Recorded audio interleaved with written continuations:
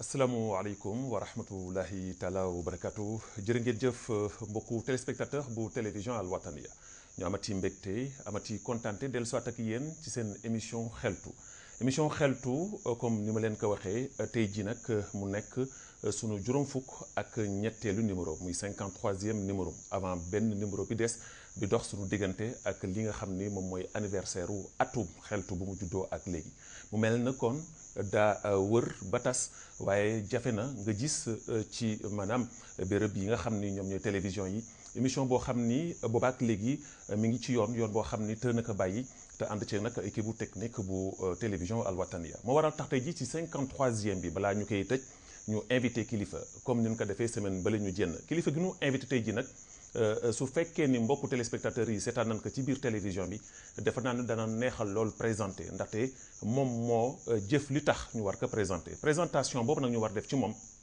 ci jaar-jaaram moo war a tax ci njàngam ci xam-xamam ci xalaatam ci lépp loo xam ne mi ngi koy def ci réewu Mauritanie ñu koy wax docteur Kane Hamidou Baba.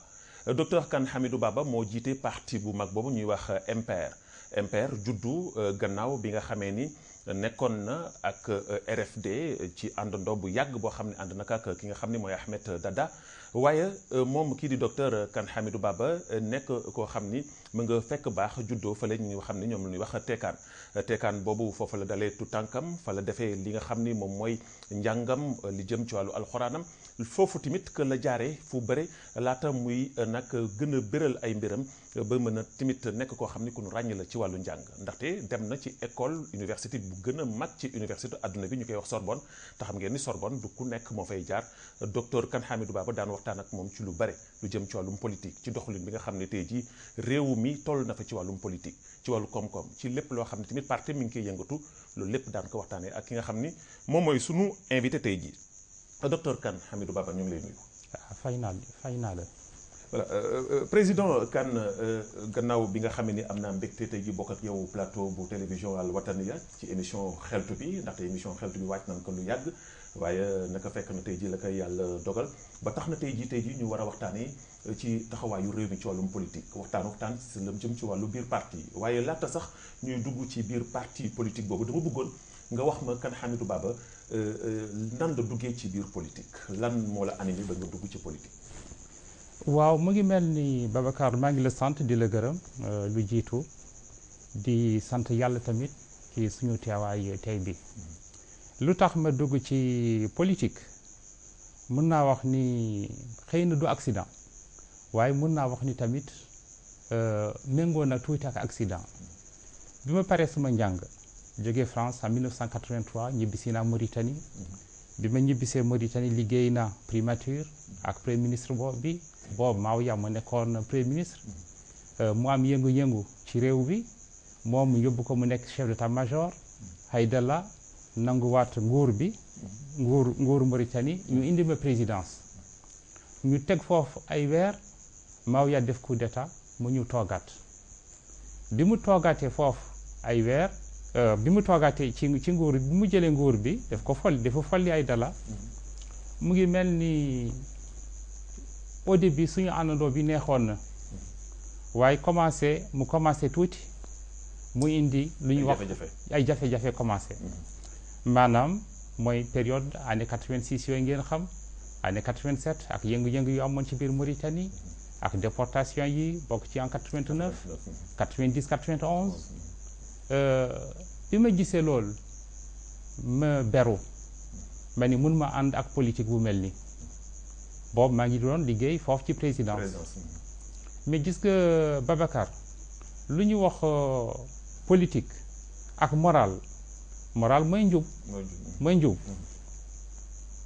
wax ma ni mënuñu ànd waaye ñu bari ànduñu si parce que mu ngi mel na politique ak moral couple bu doy waar la ñu bare nag bu juyoo nekkee diggante politique ak moral dañoo seet seen intérêt bopp fu ñu nekk ñu dem fa man bi ma gisee nguur nu mu ŋànke woon nguur bi j'ai décidé de démissionner waaw mën nga nag démissionner nga génn ci ay affaire nga ni bon maa ngi dem liggéeyal suma bopp maa mënoon naa génn réew bi sax mais ma ni yooyu tamit xëy na du loolu moo gën ci askan bi bu dee askan bi moo la tax démissionné boo démissionné war nga dugg ci politique war nga def politique nga jëm a seet ñu mën a ànd ak yow ñoo xam ni aussi ànd nañu ak sa xalaat ànd nañu ak sa programme ak say principe nga jëm liggéey ak ñoom. loolu moo war a tax nga dugg ci moo tax ma dugg UFD d'abord.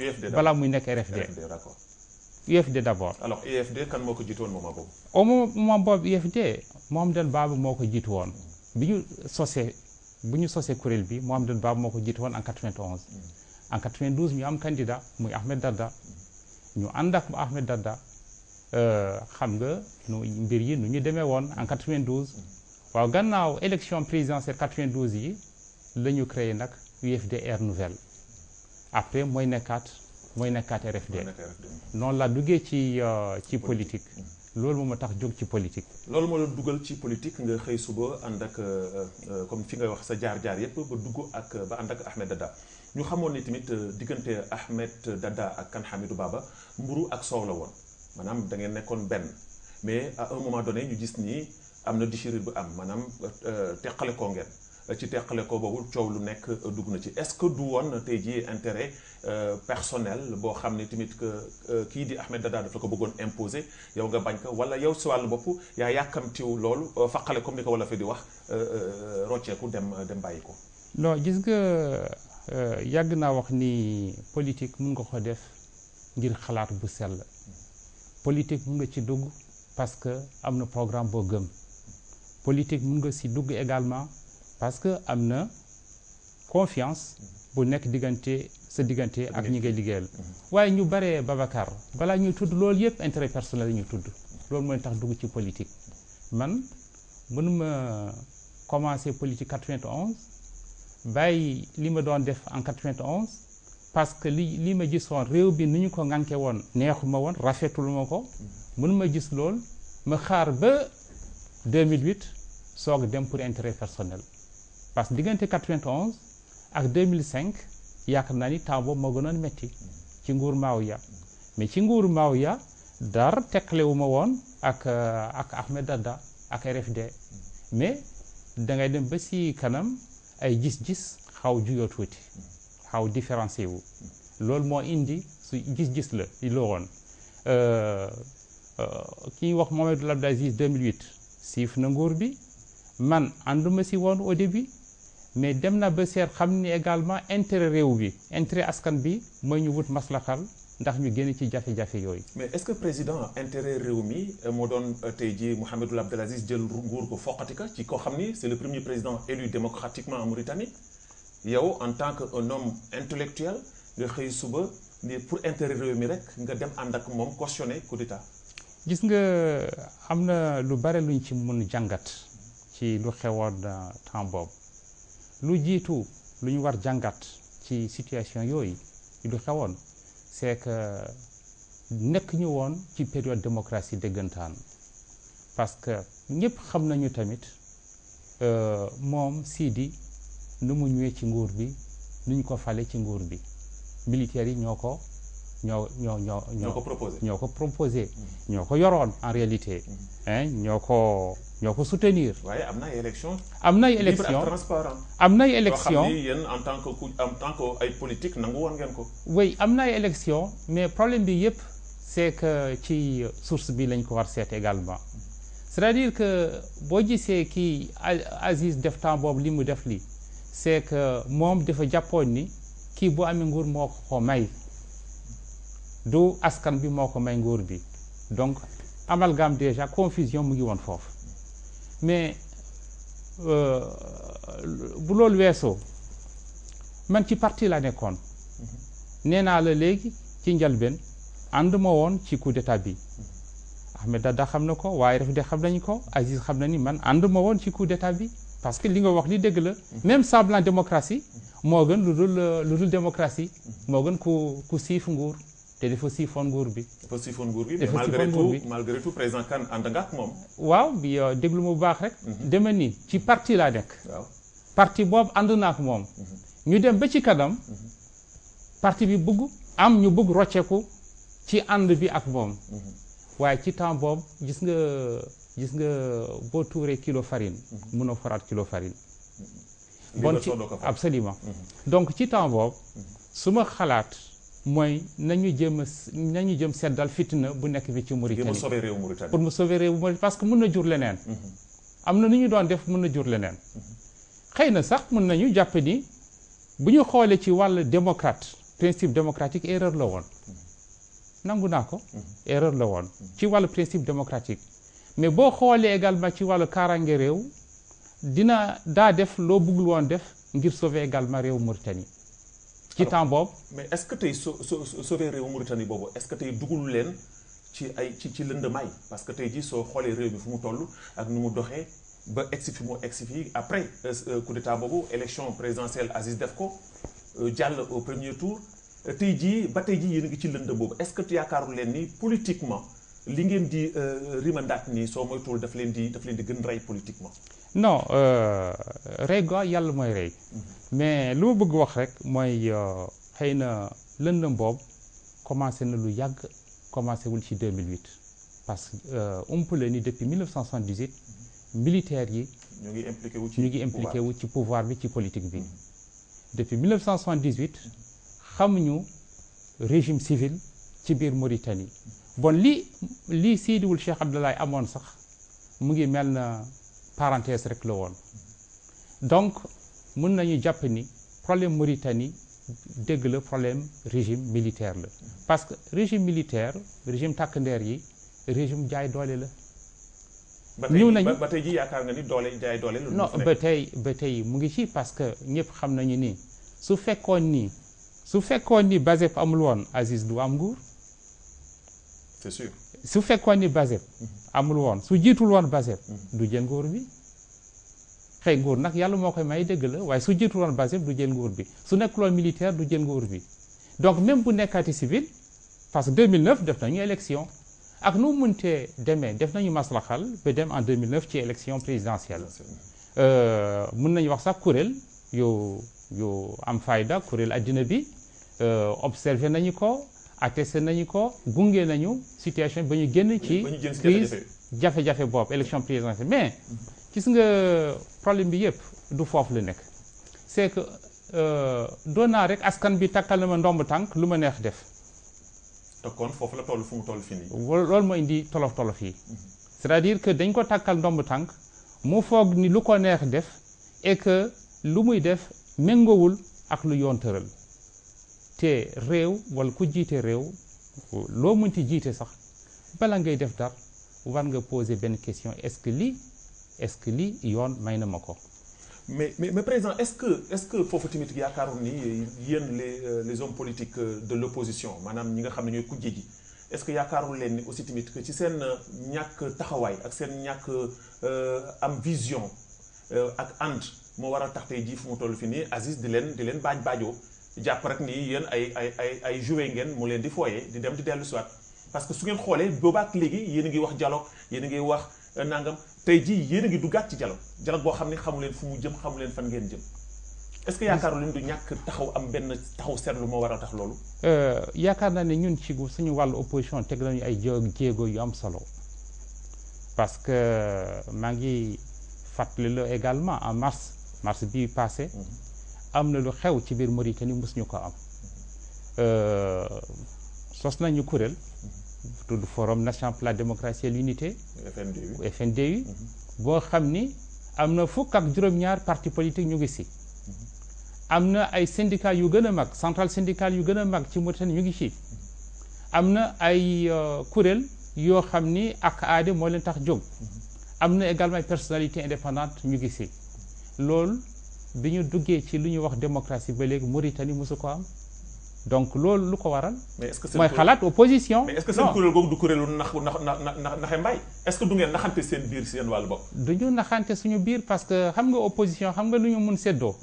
mooy ay idées ay programme ay principe te am na fu ñu déggoo ci programme donc déggoo nañu ci programme lu jëm ci démocratie naka la ñu mun def ba démocratie gën a sax ci biir Mauritanie.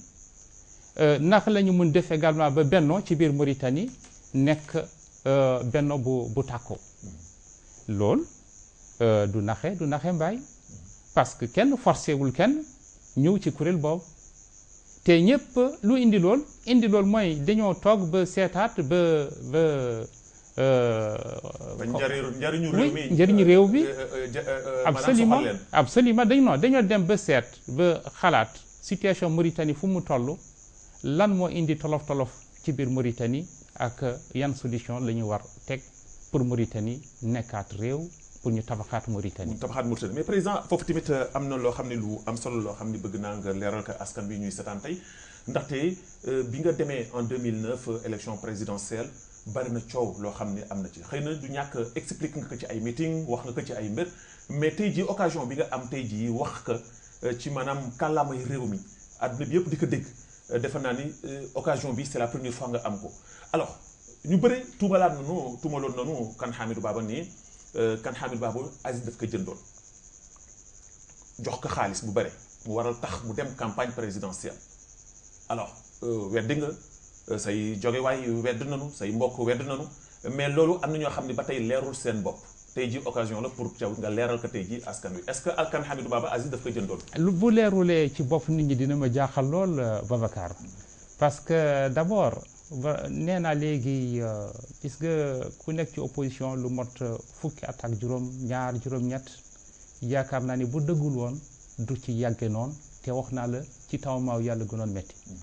Deuxièmement man ci parti opposition la nekkoon ci RFD la nekkoon ci RFD ci parti bi ñu nekkoon gis-gis yi mun nañu différencier wu mun nañu wutee gis-gis yi et jàppoon naa ni également parce que ci suma jàngat ci suñu jaar-jaar ci biir opposition en 2009 man en 2008 bu Aziz siifee nguur bi jàppoon naa ni ak nu mu munti demee waroon nañu dem ci élection présidentielle. kon nangu nga ni erreur la. non dem ci élection présidentielle du erreur en 2008.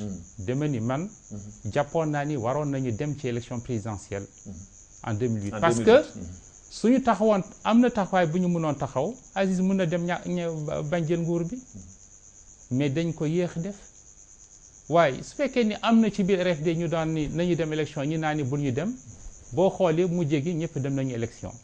bon xëy na kii waxoon ki nañu dem élection présidentielle juumuloon.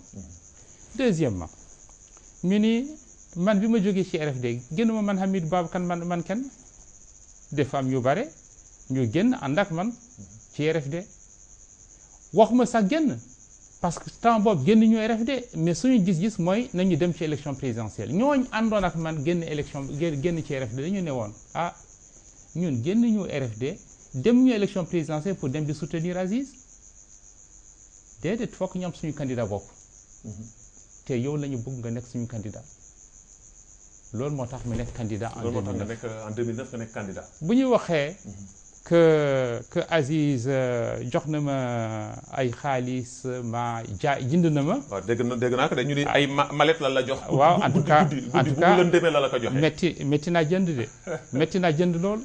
parce que fekkoon ni jëndoon na ma. 2009 bu ñu demee élection temps boobu ñun ñeent la ñu woon. après am accord de Dakar. man ci sama bopp. wax na Aziz na jéem a déggante ak ñii nekk Dakar mu déggante ak opposition bi ndax ñëpp dem ci élection yi. am na accord de Dakar. ñeneen ñi dem nañu. man woo nañ ma Aziz woo na ma pour laaj ma comme que léegi am na yeneen candidat yu ñëw te nga ñëw ñu ànd rek ñu nekk nga soutenir sama candidature ndax ñu jàll au premier tour mais dama bañ. am nañu ko nangu waaye am nañu ko bañ. su fekkoon dañ ma jëndoon. te yow si nga bokk. mais xam nga ko bis dem na bu mu jeex. lool nit ñi xam nañu ko. su fekkoon ni dañ ma jëndoon amul lu ñu ma proposé wul nag. temps boobu soo nangoo nga bàyyi nga topp ñu nga def lii kuréel Aziz sax ñëw na si man wax ma sa frais campagne yëpp ñu remboursé ko nga wax ñaata portefeuille ministériel nga bëgg. waaye de ñii ñëw si man ak ñii àndoon ak man. am nañu parce que foofu dafa am lu am solo may ma tuuti Babacar. parce que bëgg naa ko leeral bu mu leer c'est vrai il faut que mu leer. bëgg naa ko leeral. ñii àndoon ak man. am na ci ñoom ñu ñëw si man guddi yee ma maa ngi fàttaliku campagne bi waroon a jeex ci ëllëg sa. amoon na suma dernier meeting maa ngi ko doon def Teekaan ak Rosso ñu tëjee ko fii ci Nouakchott. 3 heures du matin suma directeur communication. mu ñu yeema tëg président man de dañ ma yeeman ci sama bopp parce que dañoo ne bugg nañu naa la gis boo nangoon daañ la jox nangam portefeuille ministériel ma ni ko diw demal tëdd nelaw du léegi ngay nekk ministre du ci bi man dina dem ba mu jeex te noonu laa ko defee te umpule tamit bi ma defee sama meeting teekaan Rosso di ñu Nouakchott diggante Rosso ak Nouakchott laa jot coup de fil jógee ci Mauritanie ci goxu Mauritanie yëpp région yëpp département yëpp suma représentant dégg nañu ni rejoindre nga Aziz dégg nañu rejoindre nga Aziz. Voilà parce que te man maa doon journaliste bi nu envoyé woon à la radio Mauritanie mu topp la. waaw absolument waaw man ni waaw yéen suma représentant ci gox yi su ma rejoindre woon Aziz Camara maa leen koy wax mais parce que dañuy utiliser ay matériel réseau matériel Mauritanie diffuser ay messages am na ñuy jëndoon nag ci ñu ma doon soutenir loolu wedduma ko am na ñuy xëccoon parce que def nañu seen conférence de presse addina bi dégg na ko waaye suñu jëndoon kan Hamidou Bab lu tax kan Hamidou Bab kay la ñu si gënoon soxla ko ñoom lu tax kan Hamidou Bab demul moom voilà loolu président mu am solo defe naa ni xëy na wax jooju dana xaw leer ci boppu askan wi leer ci ñi nga xam ne ñoo doon ribandaat loolu waaye dafa am ay mbir yoo xam ni wala ni émission bi tëddee ak nu muy doxee am nañu sunu équipe technique dem seeti kenn koo xam ni ku la jóge la muy sa xarit mu dund ak yow lu yàgg-yàgg ngeen bokk nekkaale bokk dundkaay ñu ànd ak l'équipe technique seeti ki nga xam ni moom la ñuy proposé kan Hamidou Baba.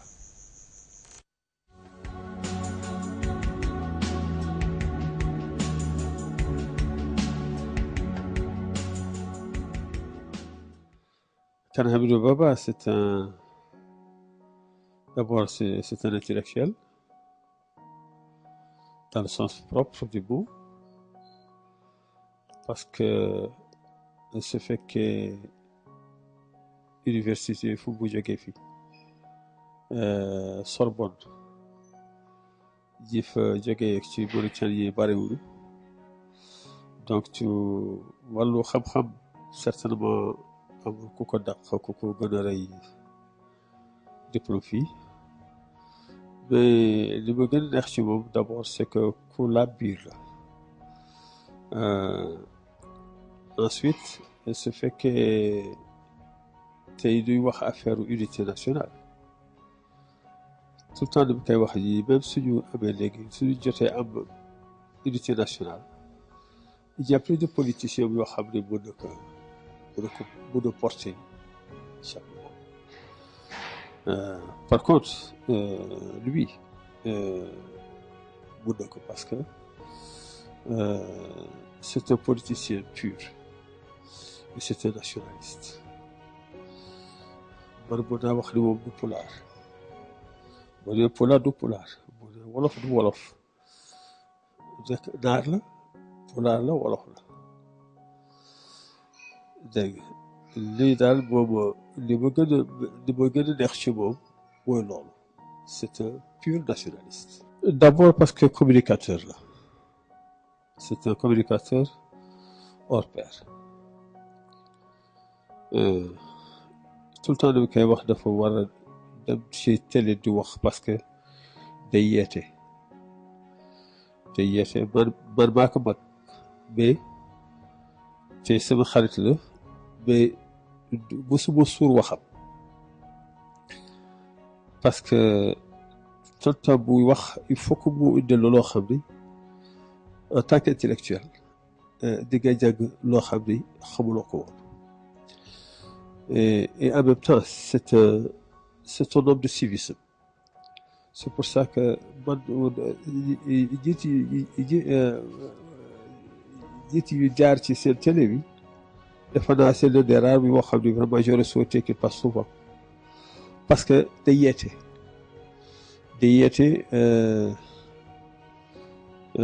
vraiment dans le sens propre du mot défaut boo xam ni qualité la défaut parce que gis naa mbokk bu pulaar yi dañu bëgg mu nekk pulaar mais daf leen të noo bokk benn dëkk te xam naa ñu bare bëggoon nañu parti bu mu yore bi mu nekk parti pulaar mais daf leen të parce que Hamidou amul xel boobu Hamidou du pulaar Hamidou du naar Hamidou du presque jikkoom daal c'est très rare nga gis jikkoom mel noonu c'est un homme propre loolu daal moom ci gën a neex ci moom.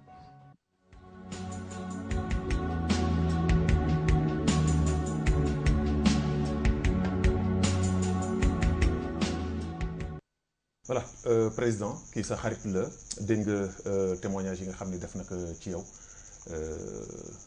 wax na nee na kan Hamidou Baba du pulaar ay mbokkam pulaar yi su doon seen sago parti bi nekk parti pulaar waaye nationaliste la te kooku ci sa wàllu maanaam éloquence ak yooyu yëpp kooku en tant que journaliste loolu mën nañu ko témoigner alors lan nga mën a yokk tey ji ci li nga xam ne wax na ko.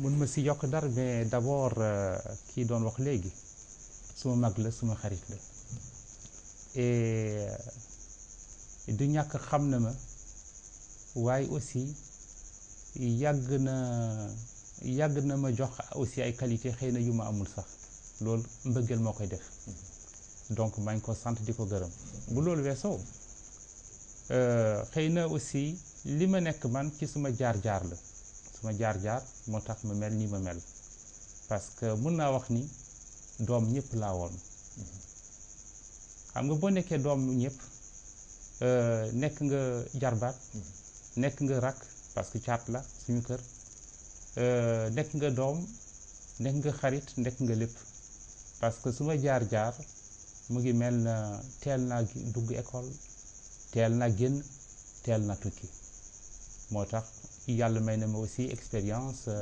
frotté wu ak ñu bare te fi nga ma gis nii xëy na chance aussi bi ma am c'est que suma xarit yëpp ñoo ma magoon te jege woon naa mag yi tamit. jege woon nga mag yi. waaw loolu moo la may chance boobu. loolu moo may chance alors président nga nekk koo xam ni tey jii comme ni mu ko waxee moom ci élément bi nga nekk un intellectuel hors pair macha allah nga nekk koo xam ni dugg nga ci université yi koo xam ni yombul. wala bokk ñu génnee ci réewu Mauritanie yu jaar ci école ci université boobu muy Sorbonne barewul ci réewu Mauritanie alors nan la ñëwee ci yow kan Hamidou Baba kan moo ko protégé kan moo ko uufoon ba maanaam jàng boobu nekkoon ci maanaam xelam. xam nga wax naa la léegi ci njëlbéen que doomu ñëpp laa woon. bon daan na jël ay conseils yu bare. et puis bi ma demee université di jàng. man ci suma àddina amoon na ñett objectif benn bi bëggoon naa nekk ku màccu ci lu ma jàng parce que bëgg naa ëllëg su ma jàppee ci liggéey ma def ko mu jaar yoon mu liggéey bi sell ñu ràññee ko deuxièmement nekk naa nit koo xam ni ci suma programme suma objectif bëggoon naa tukki macha allah tukki na parce que ci continent Afrique bi mun naa wax ni xam naa lu ëpp fanweer ak juróom réew liggéey na ci fanweer ak juróom réew ci biir Afrique bon loolu yëpp xëy na ay chance la beneen bi aussi li ci des mooy bëggoon na xam ay làkk yu bare loolu nag des na ba léegi. des na ba léegi des na ba léegi des na ba léegi. waaw voilà président ñu xàmmee la ci sa xarañ maanaam docteur docteur kan Hamidou Baba la ñuy wax. docteur en communication. keroog ñu xëy suba ñu ni ay télévision ay rajo dañuy ubbi ci biir réewu Mauritanie ñëpp ni kan Hamidou Baba na war a déposer déposer rajo kan Hamidou Baba jël ay documents am étudier ko def ko déposer ko te parmi ñi doon déposer wu bokk ci Watane bi tey jii bokkoon na si ñoo xam ne waxoon nañu ni sa dossier moo gënoon valable ci yeneen dossiers yi ñu xëy suba ñu ni kan Hamidou Baba joxuñu ko licence lan mbir mi fan la nekk ban blocage la est-ce que c'est une affaire politique ou bien.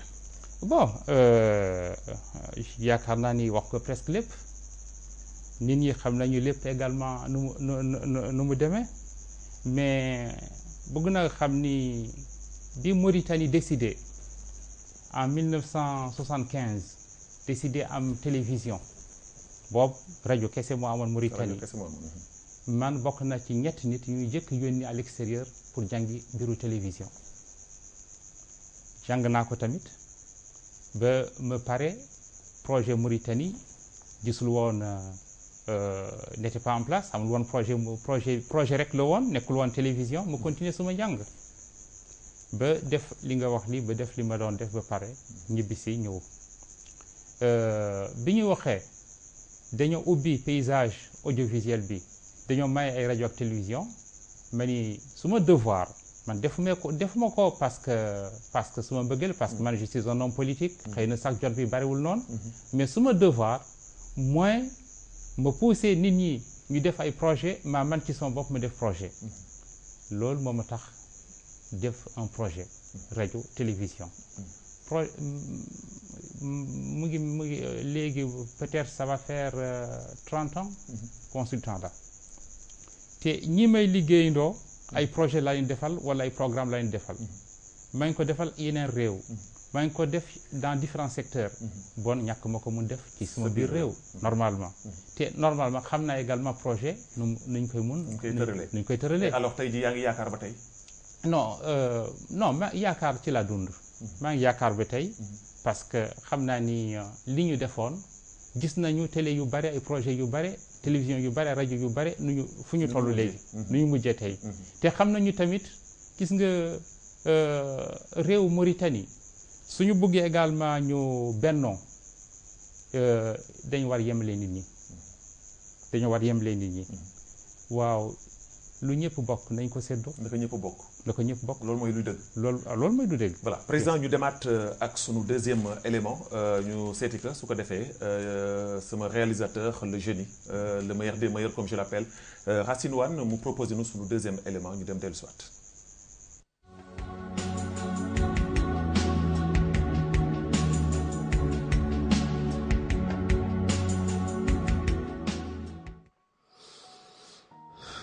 si j'ai un message boo xam ni war naa ko bëgg naa ko sànni ci télé bi mooy cette histoire de unité nationale dañ ci war a teg xel te du ku nekk am na ñoo xam ne dañ wax affaire unité nationale mais xamuñu luy unité nationale du question wax ci xol lay jógee dégg te Hamidou c'est un homme pur pour ça je ne le dis pas par démagogie j'y crois c'est vraiment un homme politique pour l'unité nationale man gis nga bëggoon naa am occasion pour wax la lii Babacar d'abord yow laay féliciter parce que je sais que idée bi c'est sûr que yow yaa ko fi indi deuxièmement bëgg naa féliciter Wataniya parce que c'est un cadre c'est le seul cadre approprié pour l'unité nationale parce que yi fay yow yëpp d'abord vous choisissez bien vos partenaires te vous avez le courage de dire les choses clairement émission bi warul arrêter aussi bien sa émission bi nga yore yow autant émission politique bi ngeen di proposer yi day yeete nit ñi et c'est pas un effort comme ça ngeen finalement que vous allez arriver à bout faut pas fatiguer c'est difficile mais il y a des gens pour ça voilà c'est nga baal ma nag parce que je viens d'un atelier j'étais un peu fatigué mais il fallait que je parle il fallait que je réponde à votre appel je ne peux pas refuser merci.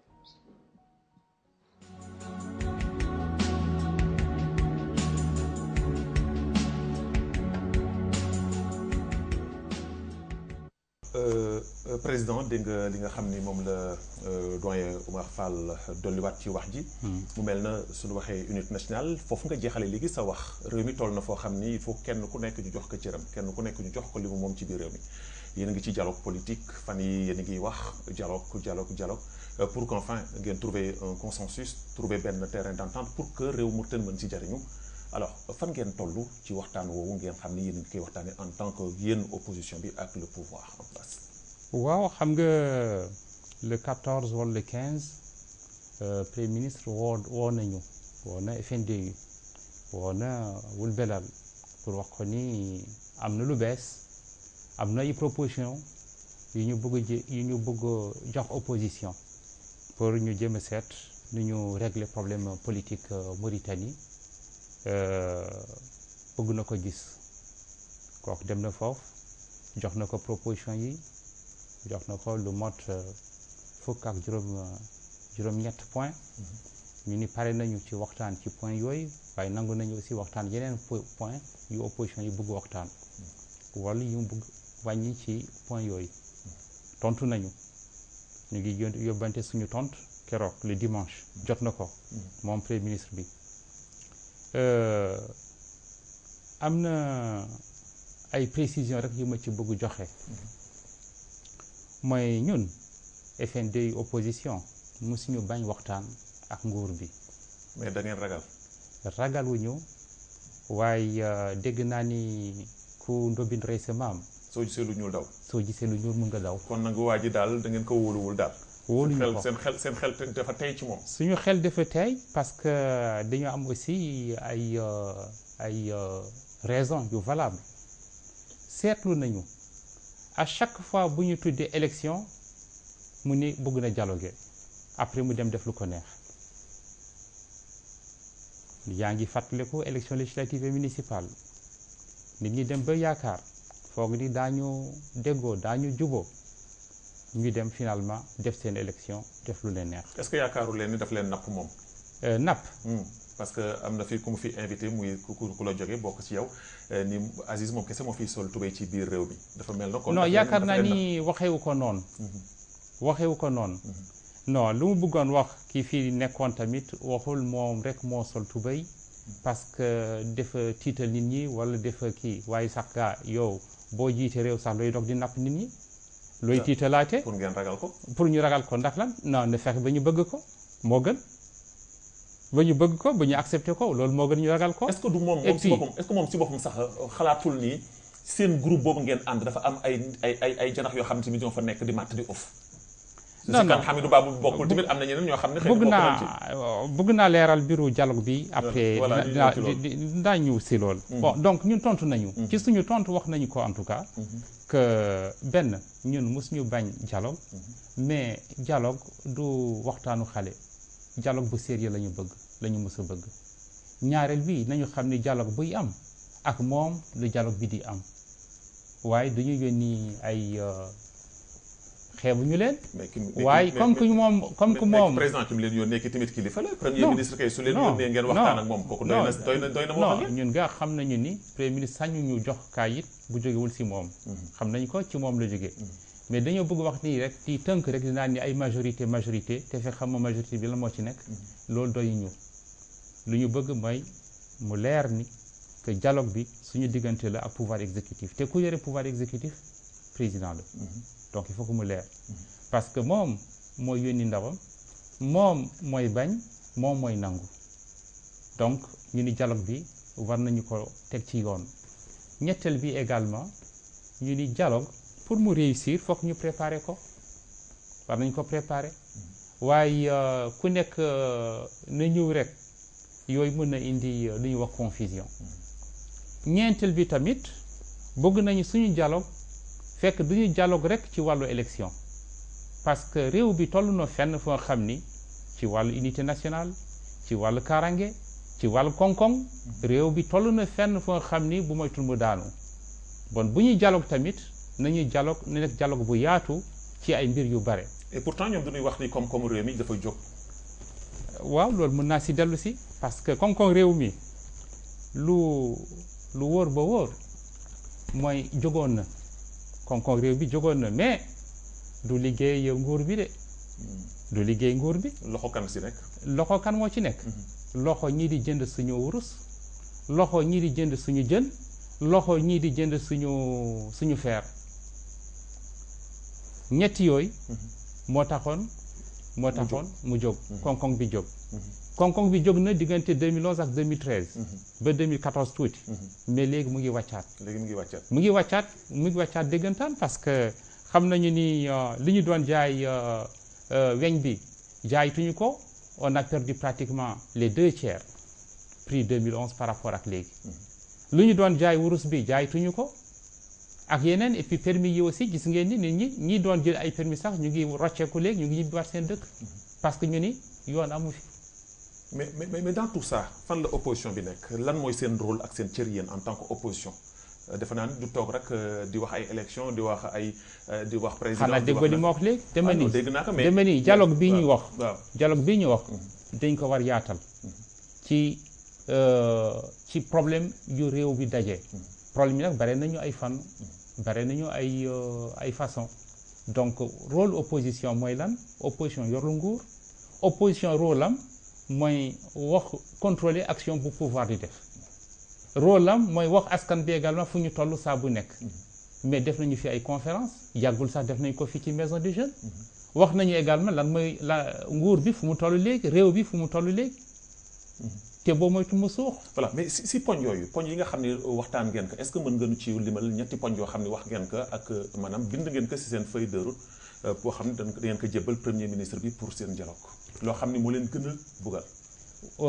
am na ñun xam nga démocratie ak unité moo ñu taxaw suñu xoolee wàllu démocratie soo buggee bu dee démocrate nga il faut nga waxoo élection. élection nag dafa war jaar yoon dafa war leer.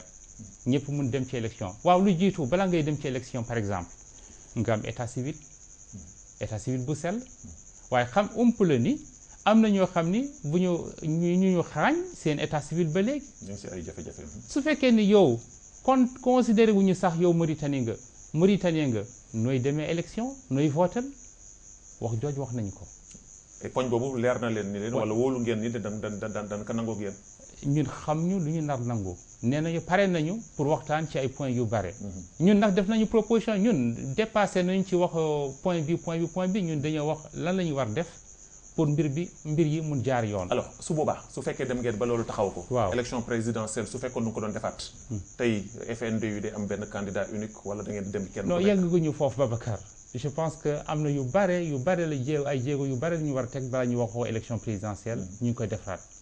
ñun suñu problème c'est que mbir yi na jaar yoon lépp lu ñu def nañ ko teg ci yoon loolu mooy suñu problème. da nga wax ni sànq ni ku gis lu ñuul ku ñu rey sa maam su gisee lu ñuul daw. waaw loolu est-ce que tey jii kon ba tey kóolute bi am na fi parce que yéen a ngi wax da ngeen dem dialogue est-ce que dem dialogue boobu am ngeen ci kóolute parce que mënoo dem ci dara te amoo kóolute. non waaye daañu moytu gis nga Russie ñu ne. booy lekk ak jinne na nga am kudd bu gudd daañu moytu daañu lekk ak moom waaye daañu moytu parce que bëgguñu dugg ci ay naxe mbaay bëgguñu ci dugg. te naxe mbaay te ñoom xam nañu ni. nar ñu dugg ci ay ñun. du ngeen dugg ci naxe mbaay su ngeen demee daal ci lu leer ngeen dem. ci lu leer la ñuy dem. voilà sinon ngeen toog fi ngeen toog sinon ñu toog fi ñu toog. voilà président ñu dem ci beneen élément bi nag dafa ma amal solo lool. du ñuy ànd ak sunu réalisateur ñu seetaan ko dellu soit soogam di ko commenté.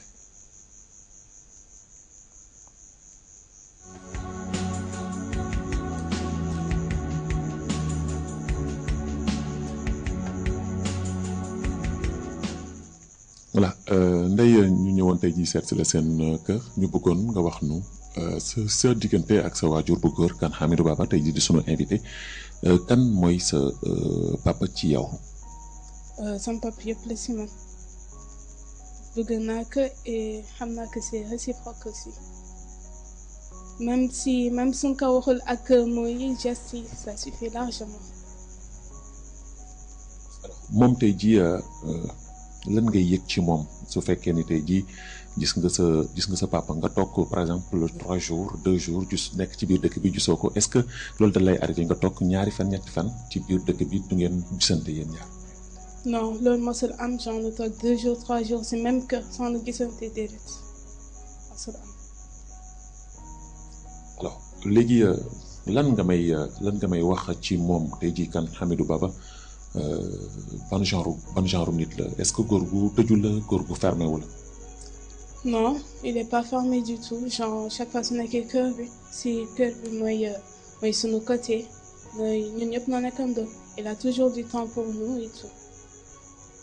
alors gis nañu complicité bi dox sa diggante ak moom est-ce que du tey jii dafay def ségrégation gën la bëgg ci yeneen doomam yi. doomam yëpp bëgg na leen mais man may doomam bu jigéen kese bi mu am donc c'est normal suñu gënee proche suñu ñaar. alors si wàllu politique bi gis nañu ni sa papa nekk na un grand intellectuel un grand politicien mais des fois ñu sànni ko xeer ci presse bi bind ko wax ko ŋàññi ko alors lan la leen def yéen su ngeen déggee ñu leen ñuy wax seen papa leen loo xam ni dëppoowul ak li ngeen bëgg ñu ko wax ko. ñun xam nañ sama papa ni mu mel donc kenn soxlawul déglu ñaareel ñi genre lii nu xam si moom day nañu. suñ ko waxee dara du leen métti yéen. si même sunu métier wee c'est pas kenn soxlawu ko génnee wane nit yëpp que lii métti nañu mu nan ko jàpp ñun kese en même temps quoi. am su ngeen jàngulee est-ce que du leen mere tey jii su fekkee ni tey jii amu ngeen ay notes yu baax ak yooyu. c'est que man duma xaar ba bañ jàng ba di def dara du kii marlo genre déjà début bi xam naa que bëgg nañu jàng donc damay jàng pour mu content. alors plat préféré ci wàllu lekk lan la. d'accord ak poisson pané. alors kan moo koy faral di defal est-ce que sa yaay am na jot boobu di toog di defaral sa papa lekk bu mu war a defal. waaw moo koy def tout le temps genre tout le temps moo koy def suñu dee togg d'accord moo fiy dugg mooy dugg ci waañ bi et tout. bokkul ak jigéen yooyu nga xam dañuy joxañ rek di wax ni jànq bi joxeel ay ndey joxal li sa papa. déedéet moo koy defaral boppam. alors est-ce que sa papa nekkul góor gu tàng góor goo xam ni dafa tàng jëkk. non tàngul du tout dafa toujours nekk de bonne humeur si man mosul xul sama kaw mosuma dër timit donc ça j'adore. alors tey jii soo demoon ba yàlla may la xeewal sutura lan ngay yéene sa papa lan nga koy yéene defal tey jii. lu mu gën bëgg lii yëpp mu bëgg ma jox ko rek.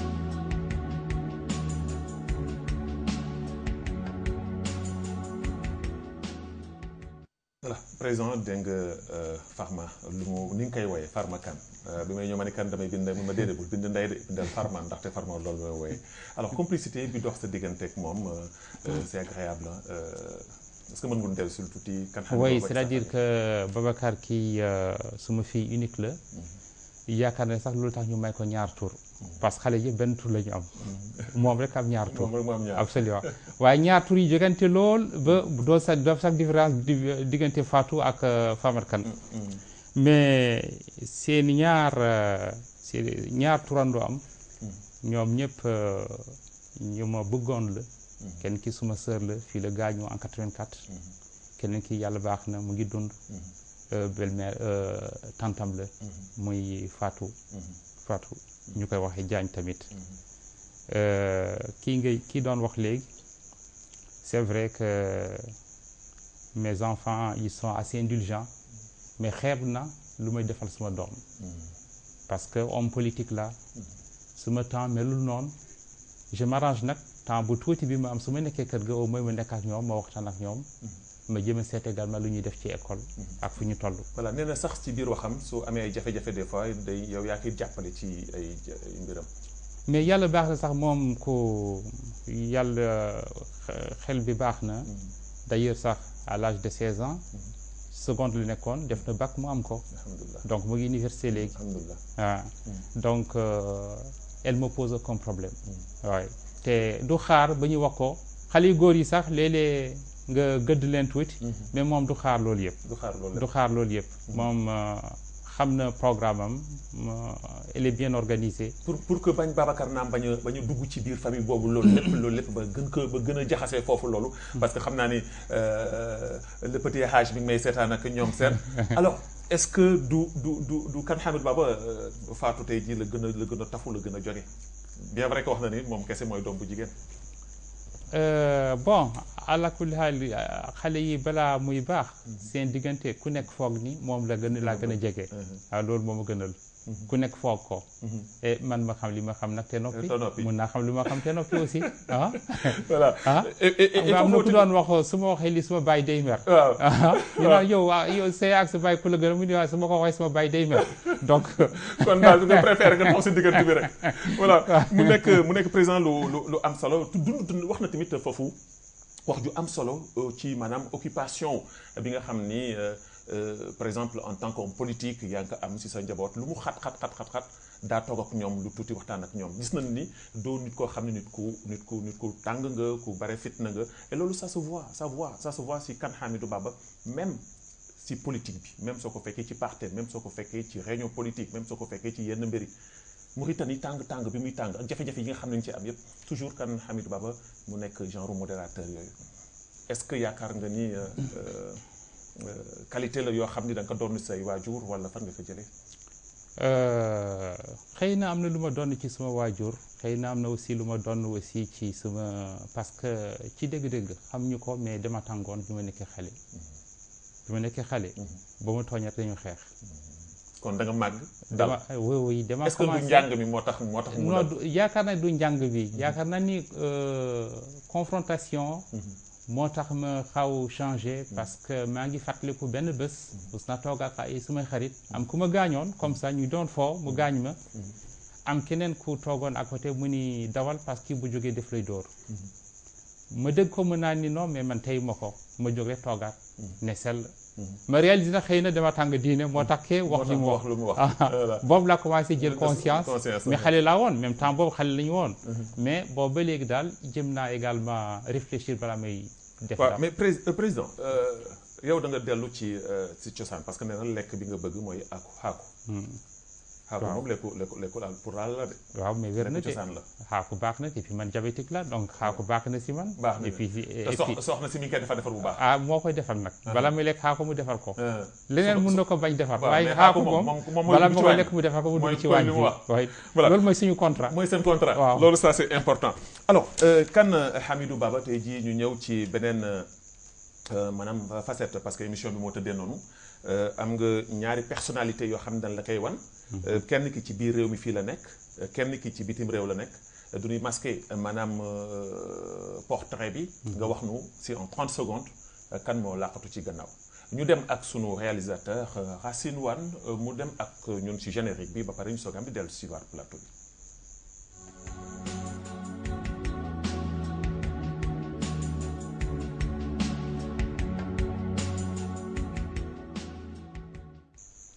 Voilà président ñu ànd ak sunu réalisateur donc comme deux personnalités lañu ku ñuy jëkk gi mooy ki nga xam ni moom moo fekk baax fii ci biir réewu Mauritanie. ñu ànd ak président Kane Hamidou Baba mu wax nu kan moo làqatu ci gannaaw photo boobu ñu dem dellu si waat président kii kan la.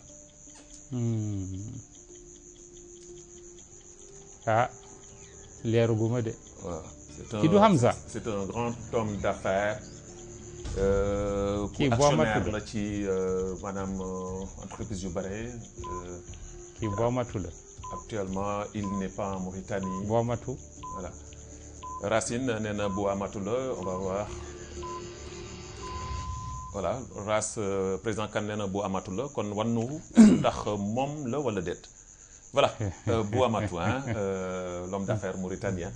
voilà moom mi nga xam ni dafa exilé wu nekkul actuellement en Mauritanie voilà donc ku bare loo xam ni def na ko ci biir réewu Mauritanie voilà ñu ànd ak le président Kane Hamidou Baba ci deuxième personnalité bi nga xam ni moom la ñuy wax kan la.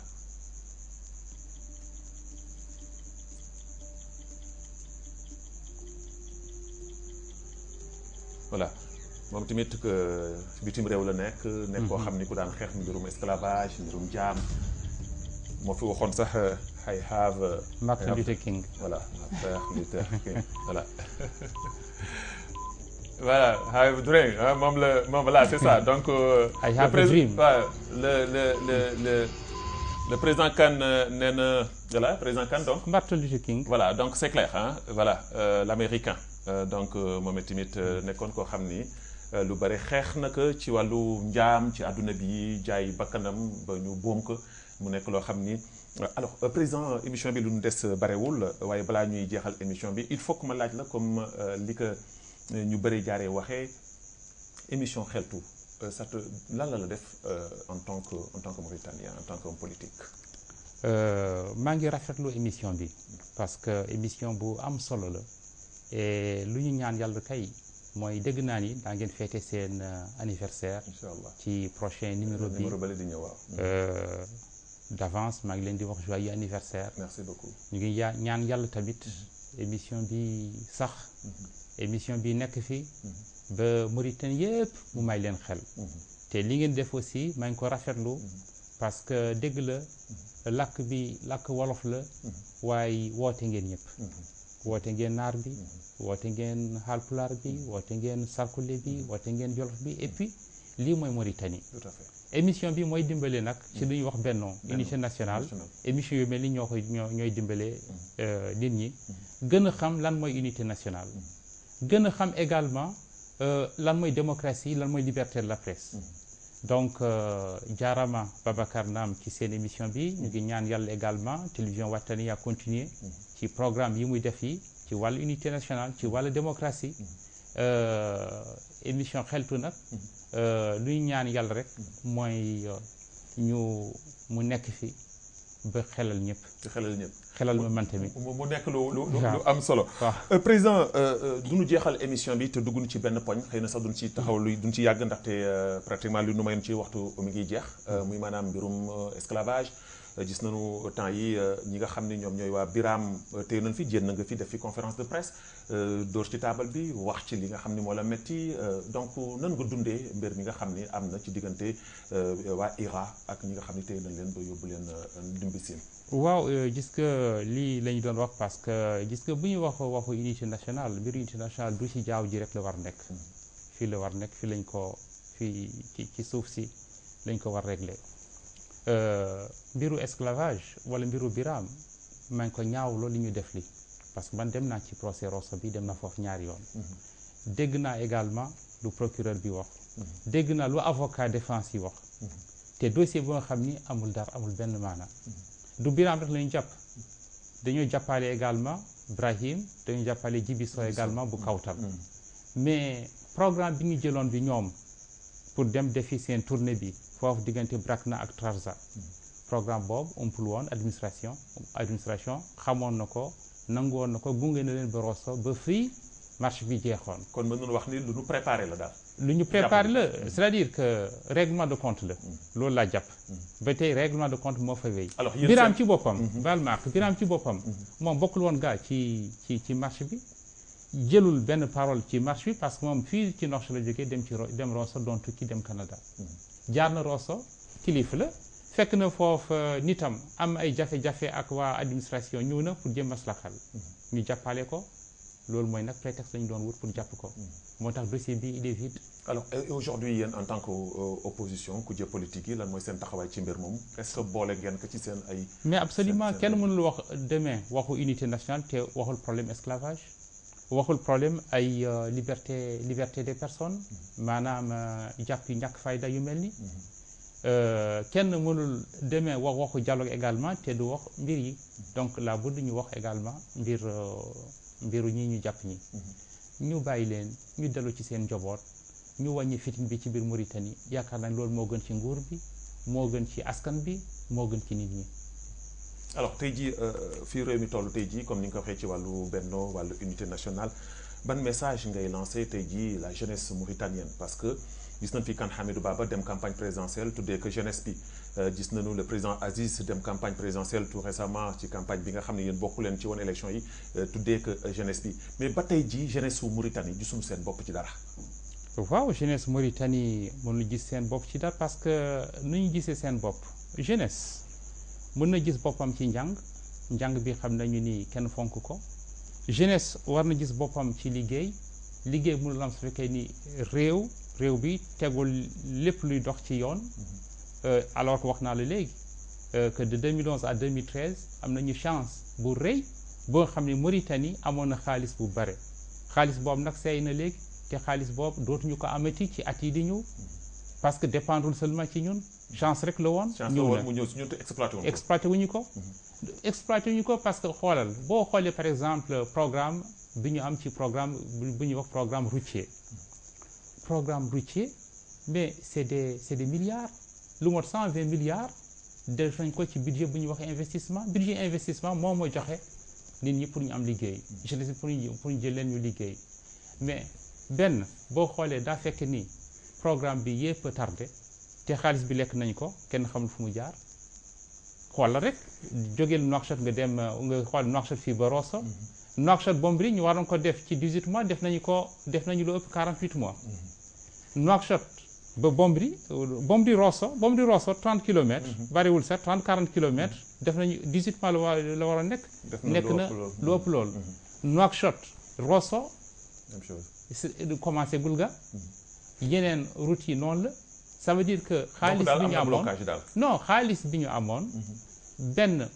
utiliser wuñu ko fu ñu ko waroon utiliser ñaareel bi tamit on a perdu du temps te daañ ko fayaat parce que ay engagement la ñuy jël ay contrat la il faut nga fay entreprise yi voilà donc loolu mu ngi si donc jeunesse bi ma ni amul liggéey benn amul jàngkaay amul liggéey te amul fowukaay mu nekk lu doy waar jël nañu fi place yépp Nouakchott fi ñu waroon def ay maison des jeunes pour jeunesse bi mun bàyyeeku foofu ñu maye ko jaay ko def ko ay boutique ma def ko leneen voilà gis nga stade olympique bi ni ñu ko wàññi di ci tabax foofu ay immeuble te jeunesse bi moo ko moom voilà président xam naa ne daan amaat beneen occasion pour dellu soit ci émission bi ñoo ngi may def signe que ni émission bi jeex na xanaa rek ce mot de la fin ci ay 30 secondes waaw sama mot de la fin ci ay 30 secondes bëgg naa xamal ni askan bi tamit que ñun askan bi moo ñu tax jóg te ñu ngi woote askan bi le 21 février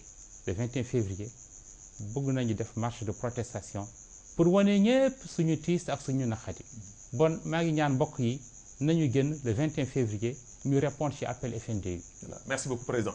voilà merci beaucoup président Kane Hamidou Baba ma fàttali leen ni mooy sunu invité tey jii moo doon sunu invité ji nekk président bu parti boobu ñuy waxee MPR. président Kane Hamidou Baba comme ni ko ay mbokkam waxee comme ni koy jóge lam waxee ne koo xam ni ku xam-xamam màcc la ci wàllu communication donc moom tey jii ki nu invité tey jii lu ñuy def li ñun moo ko gën a xam moo gën xam maanaam sunu ay capacité ak sunu maanaam ñàkk capacité ba tax na kon moom ñu koy gërëm di ko sant di gërëm tamit que maanaam ñi ànd ak moom ndaxte yombal nañu mbir mi ba lépp yomb ñu mën a jàkkaarloog moom li dafay wan rek ni xeltu ubbeeku na ci buntu yëpp daanu seeti kilifa yëpp ngir kenn ku nekk mën a wax sa baat ci biir réew mi leen jox daje incha allah ci 54e bi laata anniversaire bi ndax 54e bi maanaam day ñëw muy semaine bi di ñëw muy mardi le 10 nag incha allah ñu invité ñi nga xam ne jaaroon ci xel tëpp ci studio bu mag bi def anniversaire u xeltu si kàttanu borom bi di gërëm di sant bu baax a baax le grand réalisateur comme je l'appelle souvent ki nga xam ni moom mooy Racine Wane waa maanaam son rabaax ki nga xam ni moom mooy Eli Cheikh ci wàllu son bi cadrage maanaam Cheikh di jëm ci wàllu diffusion bi Jakite mi nga xam ne moo réalisé moom tamit ci wàllu câblage lépp moo ko def tey jii ak Chenan ci wàllu diffusion ñu leen di gërëm leen sant di leen jox daje incha allah semaine bii ñu ñëw incha allah su yàlla àndee yàlla def jàmm ci biir mi yàlla muccal nu muccal leen déggal nu ci géej xewal wasalaamu aleykum wa rahmatullahi taala wa barakaatu